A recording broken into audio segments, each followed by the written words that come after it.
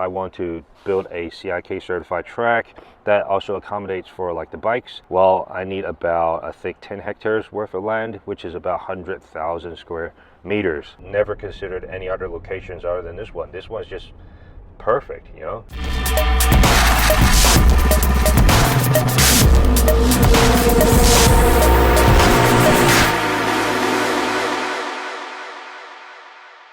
What is up, guys? Welcome to GS Racing. My name's Jason. If you look behind me, you will see a sort of like a crappy looking town square. Now this is the town square entrance to the now defunct, dilapidated theme park called Triumph Kingdom. And the reason why I'm here today is that I'm actually going to tell you guys about the karting track project that I'm working on. Well, I have been working on, and we've actually been in talks with the now previous owner of this theme park on taking part of his land and actually redeveloping it into a proper karting track. Now this land is very, very big. We're talking about like 300,000 square meters, something like that, and it's huge, you know. Actually, the entire project, I would say it's even bigger, because I'm not counting the size of the car park. I'm not counting also the water park behind this area. I mean, this is just the entrance. So behind this, there's like 300,000 square meters of stuff. Like you can see the roller coaster there. There's like pirate ship, all that stuff, like typical theme park stuff. But due to poor operation, I mean, they just didn't have any idea. So it's been like this, dead, for about, I don't know, close to a decade or something.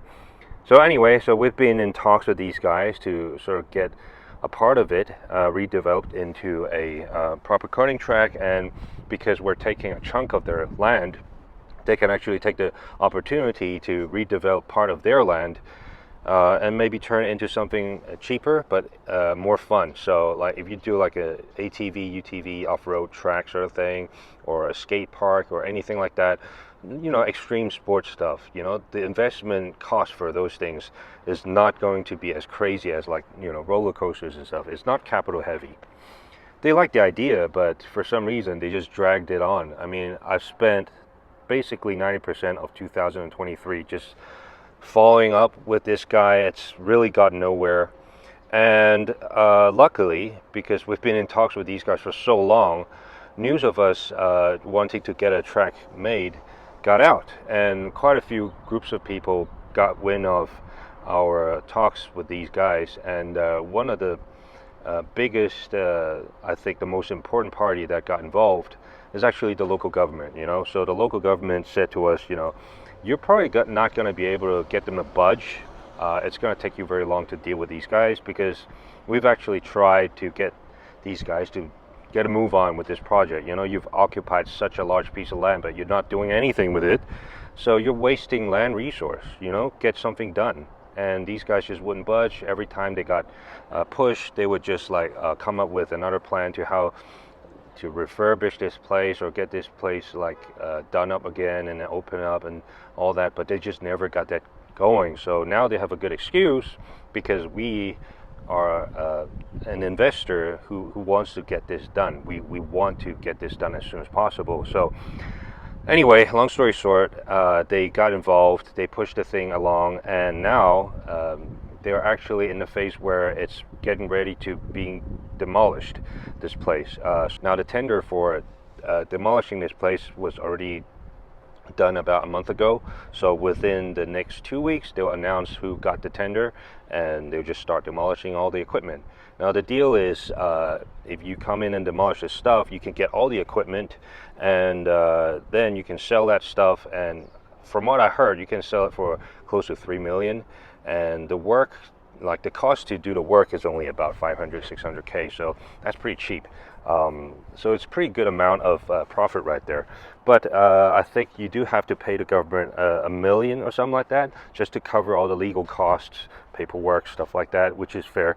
So at the end of the day, you'd still make like maybe 1.2, 1.3 million, which is very, very good profit. So anyway, hopefully that stuff will be done within the month. Demolishing would start, I don't know, maybe in 2 weeks' time or something like that. and hopefully they'll just only take 2 to 3 weeks to do the demolishing. Once they start demolishing, I will be going in and we'll pick the land that we want, the location, and also the size. Now, with the location and size of the land, we actually wanted to do about maybe just 6.7 hectares, so 67,000 square meters, and that was for like maybe a 1.4 1.5 kilometer track. But like I mentioned, there's been quite a few groups of people contacting us after they heard that we wanted to build a new track, and one of those groups is actually the motorcyclists. Like for those guys, they don't really have a good motorcycle track to ride on. If you've seen my previous video, in one of them you could see like the bikies were on the karting track, which is actually a pretty bad idea, because karting track is not designed for bikes, and if you lose control or you crash, whatever, you're going straight onto the wall. So it's very dangerous.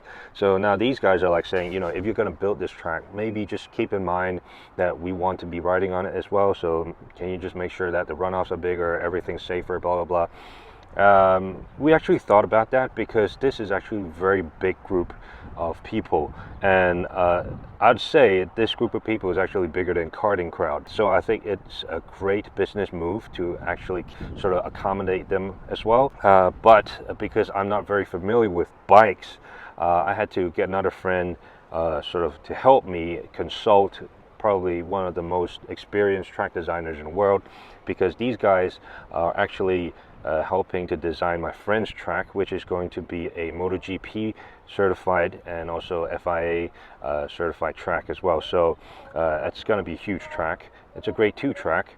And anyway, so he just asked them for me, if I want to build a CIK certified track that also accommodates for like the bikes. Well, I need about, I think, 10 hectares worth of land, which is about 100,000 square meters. It's about 30% more than what we expected, and the cost of building would definitely go up. But considering that it's going to be a huge bikey crowd, I think it's worth it.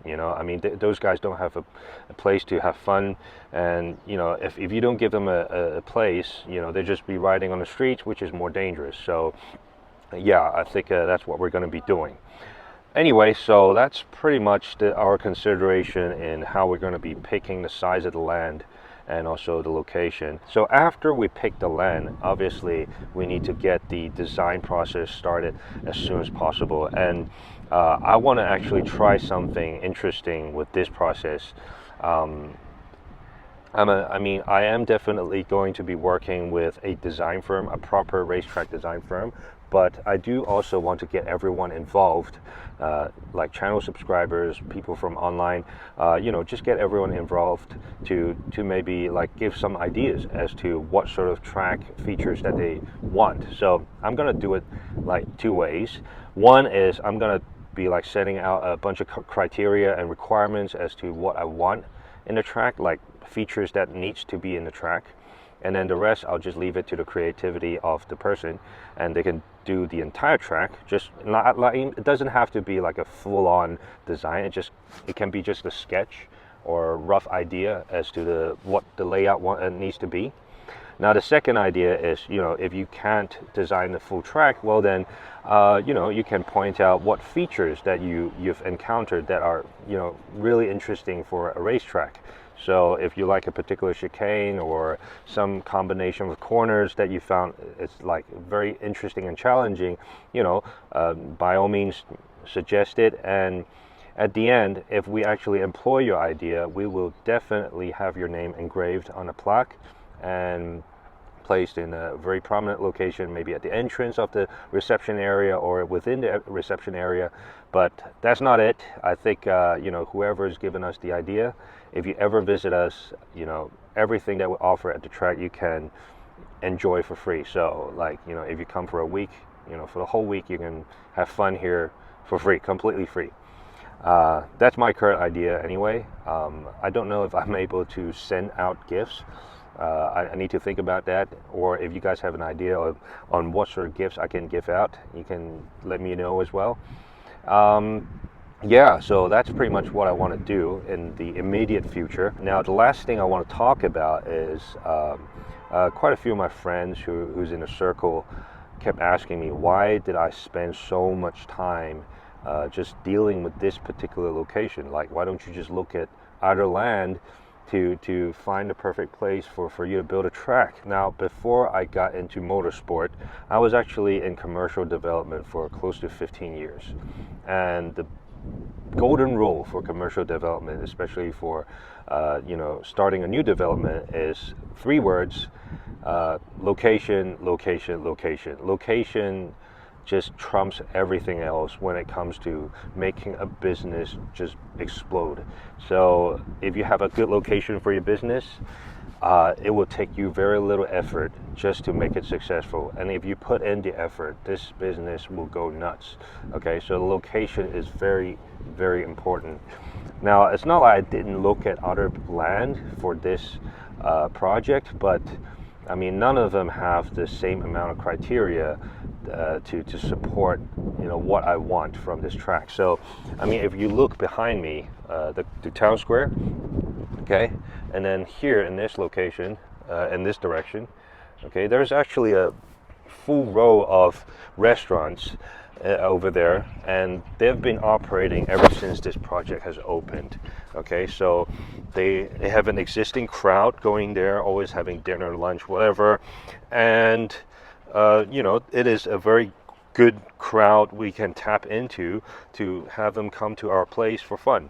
But for our customers, they can actually have very easy access to a large choice of food as well. So that's great because we don't have to rack our brains in trying to find the best solution to offer F&B, but at like a relatively low operating cost. Because I'm not an F&B expert, so it'd be definitely a good idea if there's existing F&B in close proximity. So that's one thing that I really like about this location.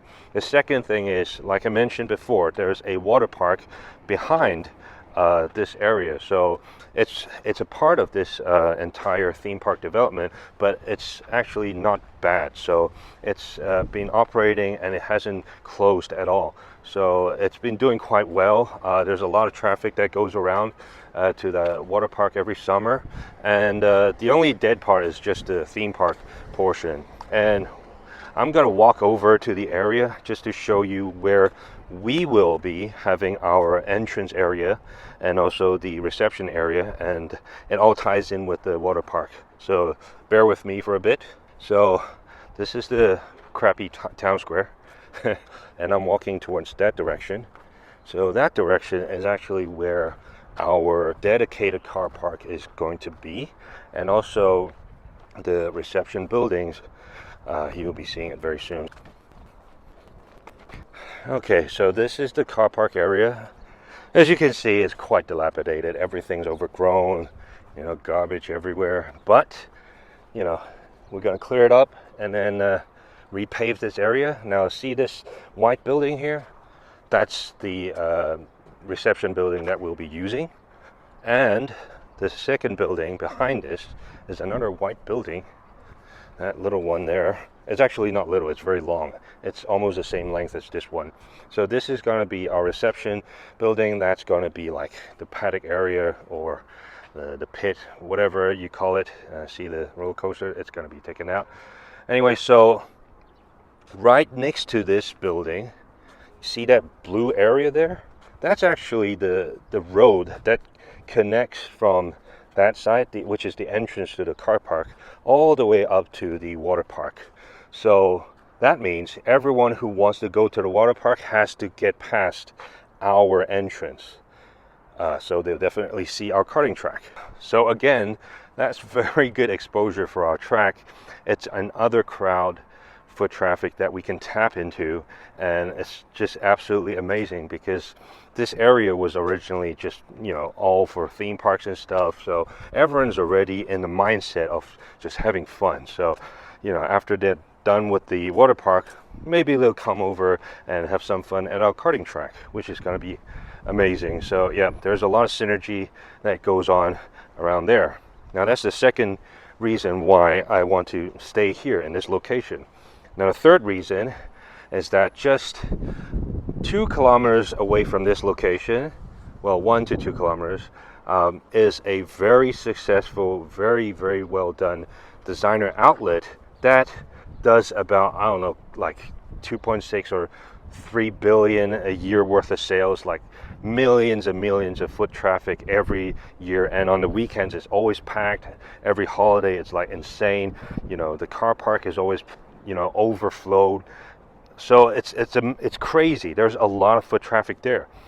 I'm gonna take you there right now. All right, guys. So this designer outlet is quite popular, and even today there's quite a bit of traffic. Today is like a Thursday, and right now it's 11 a.m. in the morning, so it's still very packed. Well, I wouldn't say very, very packed, because in the holidays this is even crazier. We're talking about shoulder to shoulder kind of traffic, so this is really, really insane to have this much people even on a weekday. Now, these are all the brands for this particular section, and you have all those brands in the other section.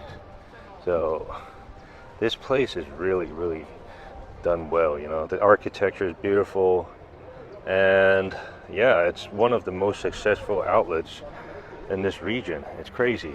And that Italian restaurant is the best I've had, because it's actually done by Italians. So yeah, so that guy, yeah, Bella Vita. All right, the other thing that is really, really nice about this outlet is that directly across the road from this outlet is a high-speed rail train, so bullet trains, and it's literally just a footbridge, and all you need to do is just cross it, and you'd be able to go to one direction is like a city that is about 27 million population, and the other direction is about 17 million in population. All right, let me just show you just how close it is, this designer outlet is to the train station.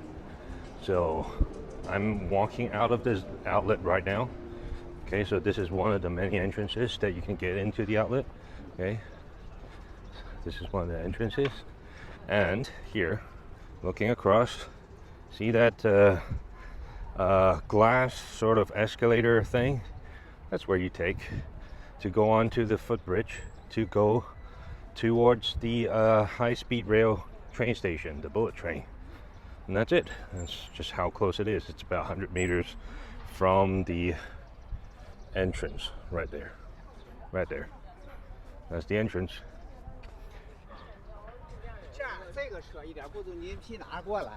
So this is the parking lot that I have, and you can see it's absolutely packed. It's a Thursday, man.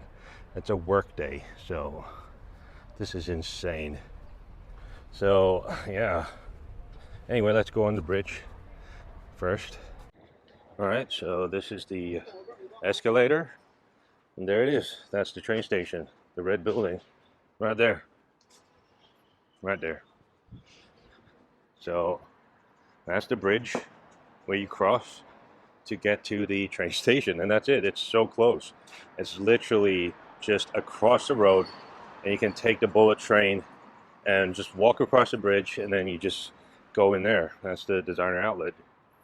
And right next to this outlet, though, there's also a mall where there's tons of restaurants and you know, normal shopping and all that. So if people are ever bored, they can just go over there and shop as well. So let's cross the road. Look at that. That's just insane. And look at this parking lot, man. It's absolutely packed. And yeah, this outlet is done very, very well. It's one of the most successful outlets here, and I think it was doing about, like, I don't know, 2.6 billion a year or something crazy, like, in sales. So I don't know, man. This place is insane. So anyway, so this is the entrance to the outlet, and see that totem right there? That's the other mall directly attached to this outlet. So that totem right there. Now the mall that is attached to the outlet actually is like a full-priced mall, so it offers a lot of brands that aren't inside this designer outlet, and you can buy things there, but it's full priced. So it's just normal retail, but it does have a lot of F&B choices as well. Very complimentary to the designer outlet here. So this whole area is like shopping heaven, I suppose. So yeah, I mean, there's a lot of potential foot traffic where we can tap into for our own karting track, which is absolutely amazing. The bullet train is just cherry on top because it just makes it so much easier for people to travel over to get to this area, and then, you know, it's just like a 5 to 10 minutes taxi ride to our track. So it's pretty amazing. That's exactly why I don't want to leave the current location, because, you know, all the other locations that I've looked into, it just they can't compare to this location. Commercially speaking, it's just everything is here. It's all like so within such a short distance of each other, so there's a lot of synergy there with all the traffic. So that's why I'm not really even considering any other locations. This is the outer parking lot behind the designer outlet. The one that I showed you was like the front parking lot. I mean, look at that. It's all packed. It's insane. It's a completely full parking lot, and it's just insane. So see that green stuff? That's actually another parking lot that is usually used for the weekend. And during the weekend, the entire, like, all this green stuff is covered with cars. It's crazy. It's the amount of traffic that this designer outlet gets is just absolutely crazy. I mean, look at this. This land is probably another, you can fit another karting track here, you know. But anyway, so yeah, look at that. It's just covered in cars, man. It's insane. This kind of traffic is like so enviable. It's crazy. All right, one thing I want to add about the crowd that comes to this designer outlet is that these guys are all like high spenders. I mean, although everything is like discounted, you know, they just come here for the bargain. But when they do spend, they spend a lot. And I mean, you can always see people like holding on to multiple bags and stuff. And that's because they're just here for the bargain, and they enjoy the bargain, but they can actually buy a lot of stuff. So these are high spenders, man. So if we can tap into this traffic, it's going to be very beneficial for us as well. So let me just show you real quick.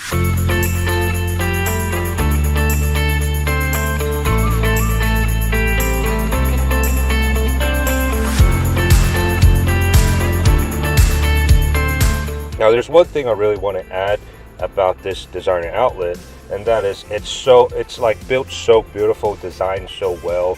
Like, not just a brand, you know, like just this the environment itself just so beautiful that it's become a tourist destination in itself. So a lot of people would spend a weekend in this area. Like, they would shop for the first day, and the second day they might just, you know, browse around, walk around, take pictures, you know, and they would like go to the nearby city and just have fun, you know. So this location, like this area, has really become a great tourist destination because of this designer outlet, and everything else around it has benefited greatly because of it. And we are going to be one of the benefactors as well. So yeah, it's really going to be an awesome sort of like complimentary facility to us, because, you know, there's such huge traffic potential that we can tap into. So I'm now driving back to the location of our track. Just right behind me was the designer outlet.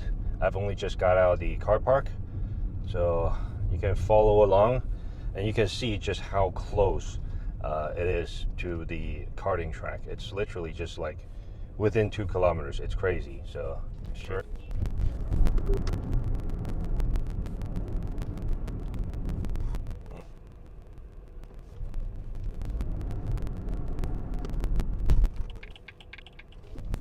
So here it is.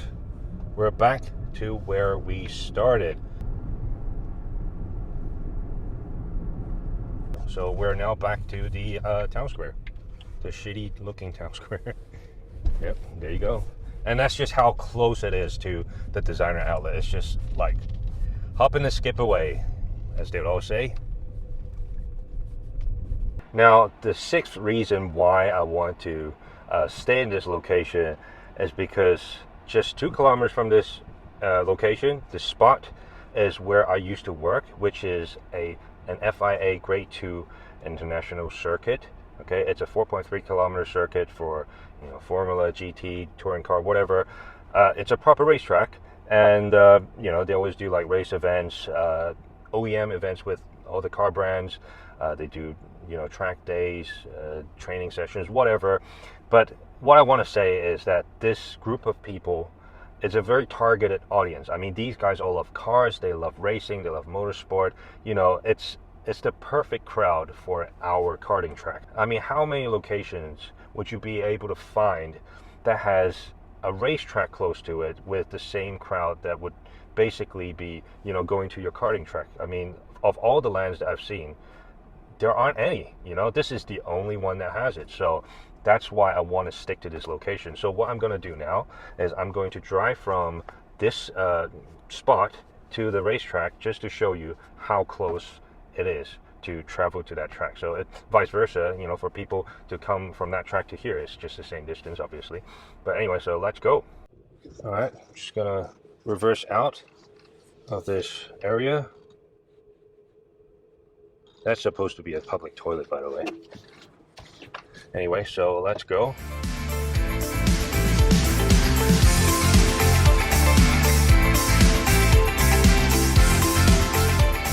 Alright, apologies for the cut, but my iPhone decided to say that there's a full storage. But anyway, this road is just a left turn from the intersection from just then. We're still basically around the same area.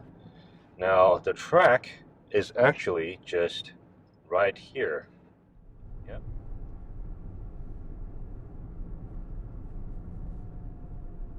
So you see this tower? The track is right behind that. So as soon as we cross this intersection, we'll be getting to the racetrack. So, all right.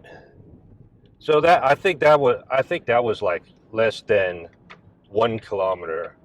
Well, maybe 1 kilometer and a bit. But anyway, so this is the track. So see those buildings? Let me just drive in from the entrance. Hold on.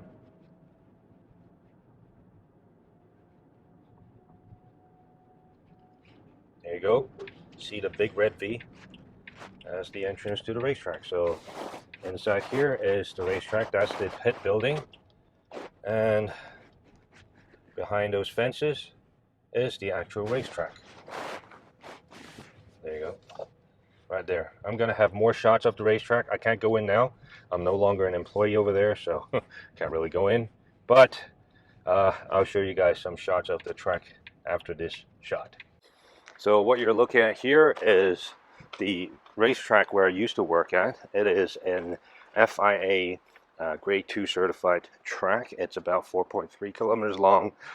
We've done races on this track. We've done track days. We've done training sessions, or all sorts of things. And it's a fun track to drive on. And my motorsport career basically started with this track. So yeah, I mean, I have had a lot of great memories here, met a lot of friends, really love this place.